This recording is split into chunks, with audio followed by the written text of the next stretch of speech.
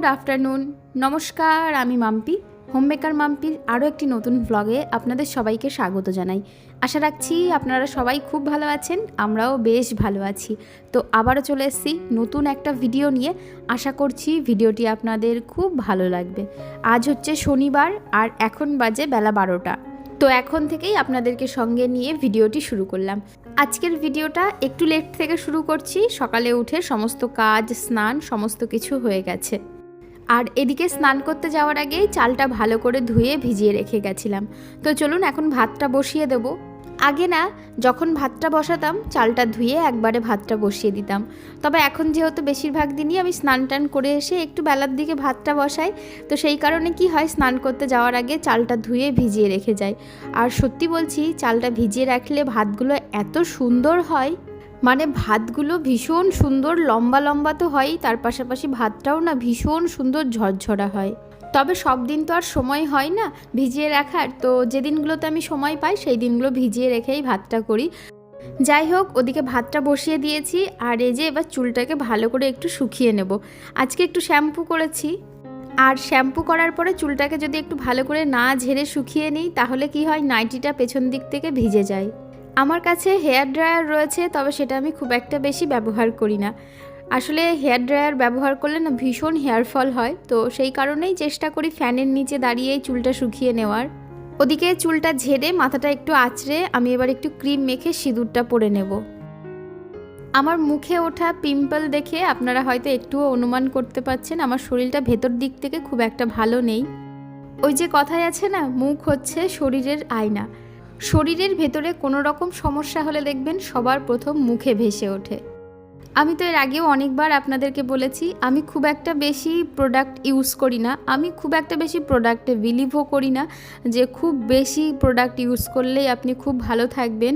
সবার প্রথম আপনার ভেতরের শরীর যদি ভালো না থাকে, প্রপার একটা ঘুম, ভালো একটা ডায়েট, আর তার পাশাপাশি ফিজিক্যালি অ্যাক্টিভ, আর তার সঙ্গে একটু চিন্তামুক্ত, তো এই জিনিসগুলো ঠিকঠাক থাকলে কোনো প্রোডাক্টের প্রয়োজন পড়বে না। এমনিতেই চোখে মুখে দেখবেন একটা ফ্রেশ আর উজ্জ্বলতা সবসময়ই বজায় থাকবে। আসলে বেশ কয়েক মাস ধরে নিজের ওপরে ভীষণভাবে অযত্ন করা হচ্ছে, নিজের একেবারেই যত্ন করি না। আর তার পাশাপাশি বাবুর পরীক্ষা চলছিল, আপনারা জানেনই, তো তার মধ্যে ঘুমও ঠিকমতো হয়নি। বেশ কয়েক মাস ধরে আমার ঠিকমতো ঘুমও হচ্ছে না।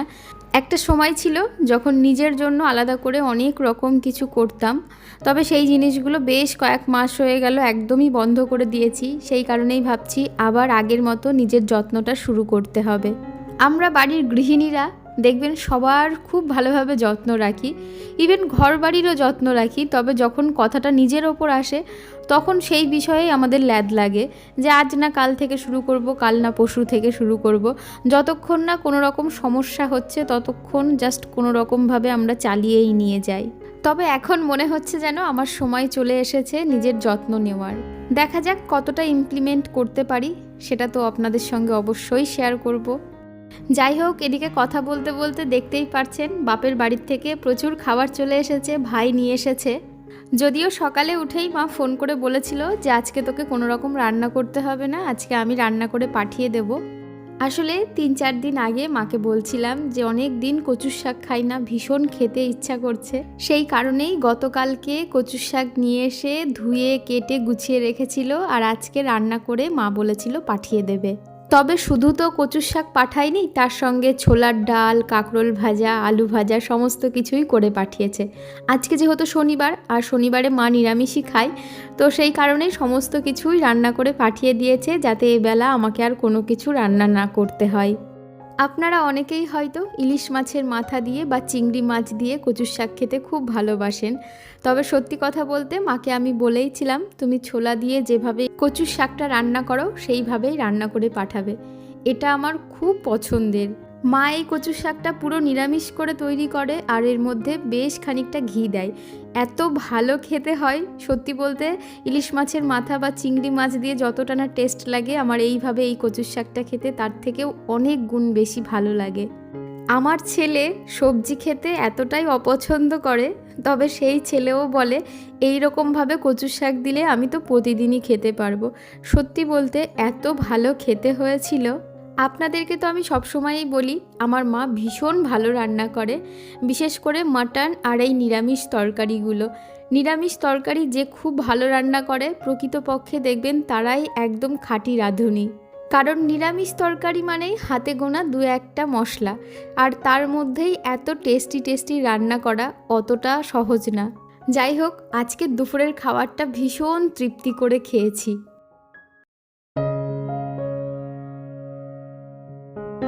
Good evening. তো এখন সন্ধ্যা 6:30 বাজে, এইমাত্র সন্ধ্যাটাও দিয়ে নিয়েছি। তো চলুন একটু চা করব দুজনার জন্য, বাবু ওদিকে গিয়েছে পড়তে। আমার গত ভিডিওতে ঈশা সামান্থা অ্যাকাউন্ট থেকে একটি বোন কমেন্ট করেছো, তো তুমি লিখেছো, কিছুদিন হলো তোমার ভিডিও দেখছি দিদি, খুব ভালো লাগে দেখতে, তুমি খুব গুছিয়ে কাজ করো, অনেক সুন্দর, ভালো থেকো আর আমাদের এরকম ভিডিও উপহার দাও, আর আমার নামটা নিও, আমার নাম Isha. Thank you so much dear. এই যে তোমার কমেন্টটা পড়লাম, তুমি কেমন আছো অবশ্যই কমেন্টে জানিও। এদিকে চাও করে নিয়েছি দুজনার জন্য 2 কাপ গরমা গরম। তো চলুন এখন বসে একটু চা খাই, তারপরে আজকে রাতে একটা স্পেশাল জিনিস রান্না করা হবে। তো এই যে চা খেয়ে রান্নাঘরে সোজা চলে এসেছি। স্পেশাল জিনিস বলতে অনেকের খুব পছন্দের, আবার অনেকে পছন্দও করেন না, তবে আমাদের বাড়িতে আমার ছেলে আর তার বাবার ভীষণ পছন্দের, সেটা হচ্ছে তালের বড়া।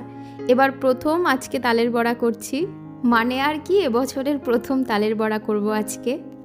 আসলে গতকালকে বাজার থেকে তালটা নিয়ে এসেছিল, তো একদম পাকা খুব সুন্দর তাল, তবে সাইজে ভীষণই ছোট, কারণ এই ছোট তালের খুব একটা বেশি তালের বড়া হবে না। আর আজকে যতগুলো তালের বড়া করেছি বিশ্বাস করবেন না, সকাল হতে হতে সব শেষ হয়ে গেছিলো। ওরা তালের বড়া খেতে এতটাই ভালোবাসে। তবে যাই হোক, আজকে তো এবছরের প্রথম বড়া বানাচ্ছি, এরপরেও অনেক দিনই বানাবো।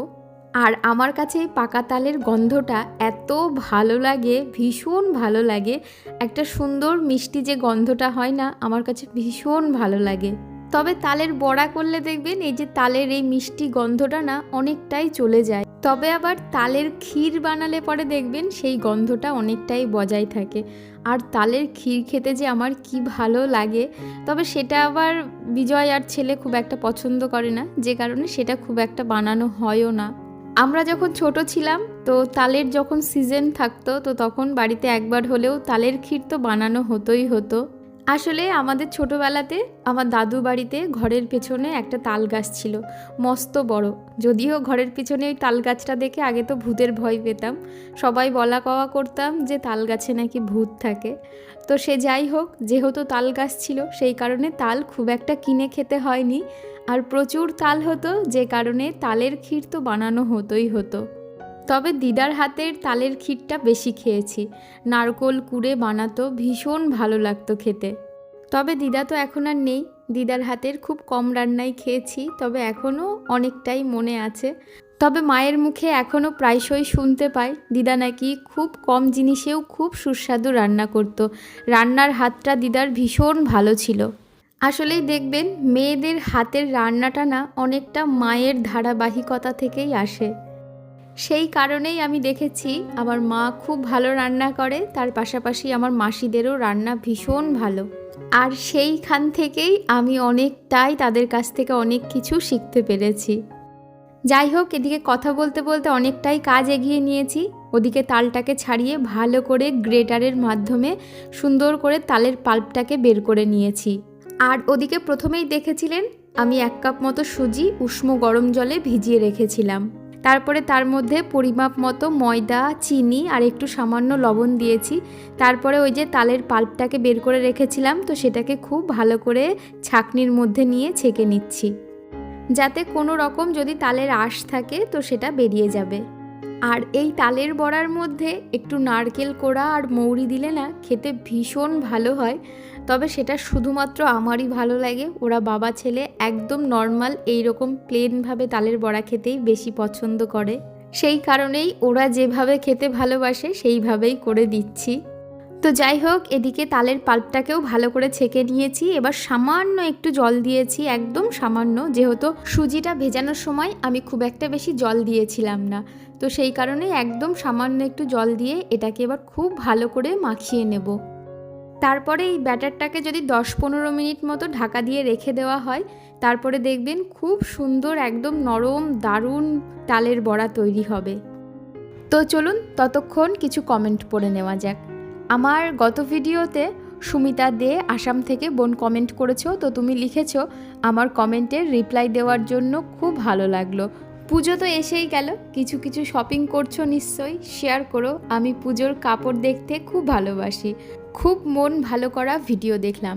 Thank you so much dear, আমার অনেক ভালোবাসা নিয়েও খুব ভালো থেকো। আর হ্যাঁ গো, আমি পুজোর শপিং কিছু করেছি, তবে সব করা হয়নি। অবশ্যই কোনো একদিন সময় বের করে আরও সব কেনা হয়ে যাক, তোমাদের সঙ্গে শেয়ার করব। আর আমার গত ভিডিওতে শাইনিং হীরা অ্যাকাউন্ট থেকে বোন কমেন্ট করেছো, তুমি লিখেছো দিদি তুমি আমার কমেন্ট পড়লে সত্যি আমার ভীষণ ভালো লাগলো, তরকারি রান্না লোভনীয় হয়েছে দিদি। Thank you so much dear. আর আমার গত ভিডিওতে দুর্গা কন্টাইল ব্লগ থেকে দিদিভাই কমেন্ট করেছো, লিখেছো খুব খুব সুন্দর হয়েছে। থ্যাংক ইউ সো মাচ দিদিভাই। আর রিয়া বিশ্বাস কমেন্ট করেছো খুব সুন্দর হয়েছে ভিডিওটা, থ্যাংক ইউ ডিয়ার। আর আমার গত ভিডিওতে রীতা প্রামাণিক দিদিভাই বলেই বলছি, তো তুমি লিখেছো আজকের ভিডিও খুব ভালো লাগলো আর তোমাকে ভীষণ ভালো লাগে। Thank you so much dear, আমারও অনেক ভালোবাসা নিও, খুব ভালো থেকো। আর আমার গত ভিডিওতে পিয়ালি চৌধুরী দিদিভাই অনেক দিন পর কমেন্ট করেছো, তো তুমি লিখেছো আজকের ভিডিওটা প্রতিবারের মতো খুব ভালো লাগলো। এখন আমার কমেন্ট করা হয় না ঠিক মতো, ভিডিও দেখাও হয় না, যখন দেখি একসঙ্গে 3-4টে ভিডিও দেখে নিই। ইলিশ মাছের ঝোলে কি কি মশলা দিলে জানিও পরের ভিডিওতে, খুব ভালো থেকো। থ্যাংক ইউ সো মাচ দিদিভাই, তুমিও খুব ভালো থেকো, আমার অনেক ভালোবাসা নিও। আর আমি ওই দিনকে ইলিশ মাছ রান্না করেছিলাম আদা জিরে আর লঙ্কা বাটা দিয়ে, আলু কচু বেগুন দিয়ে ইলিশ মাছের ঝোল করেছিলাম। অল্প একটু আদা দিই, যেহেতু কচু দিই তো বেশ ভালো লাগে খেতে। অনেকে ইলিশ মাছে আবার আদা খাও না, তবে আমি একটু দিই। 2 চামচ মতো জিরে আর সামান্য একটু আদা আর একটু বেশ পাকা পাকা দেখে লঙ্কা দিতে হবে, দিয়ে একটা পেস্ট বানিয়ে লবণ হলুদ দিয়ে একদম নর্মালভাবে ওইভাবে মাছের ঝোল ভীষণ ভালো খেতে হয়।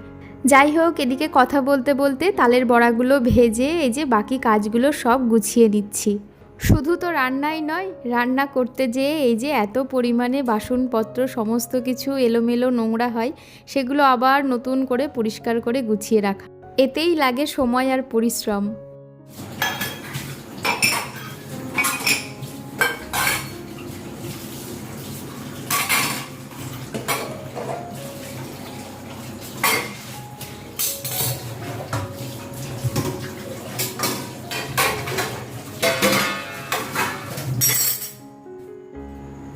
তো চলুন এদিকে রান্নাঘরটাকেও পরিষ্কার করে নিয়েছি। এই যে কড়াইয়ের মধ্যে অল্প একটু তেল রয়েছে, তো সকালবেলায় রান্নায় ব্যবহার করে নেব, একদম সামান্যই রয়েছে। আর তার পাশাপাশি এই যে রান্নাঘরের বাসন মেজে রান্নাঘরের কাউন্টার টপ সব মুছে পরিষ্কার করে নিয়েছি। আর এই যে তালের বড়ার ফাইনাল লুক, খুব ভালো খেতে হয়েছিল, একদম নর্মাল দারুণ খেতে হয়েছিল। সকাল হতে হতেই এই তালের বড়াগুলো সব একেবারে ফিনিশ হয়ে যাবে। আজকের ভিডিওতেও সবার কমেন্ট পড়ে উঠতে পারলাম না, প্লিজ কিছু মনে করবেন না, নেক্সট ভিডিওতে অবশ্যই পড়ার চেষ্টা করব। যাই হোক, ভিডিওটা আর বেশি বড় করব না। আর আজকের ভিডিওটা আপনাদের কেমন লাগলো অবশ্যই কমেন্ট করে জানাবেন, ভালো লাগলে একটি লাইক করবেন। আর যারা নতুন বন্ধু আছেন, প্রথমবার আমার ভিডিওটি দেখছেন, আপনারা চাইলে সাবস্ক্রাইব করে আমার পাশে থাকতে পারেন। আবারও দেখা হবে নতুন একটা ভিডিও নিয়ে, ততক্ষণ সুস্থ থাকবেন, ভালো থাকবেন, টাটা, গুড নাইট।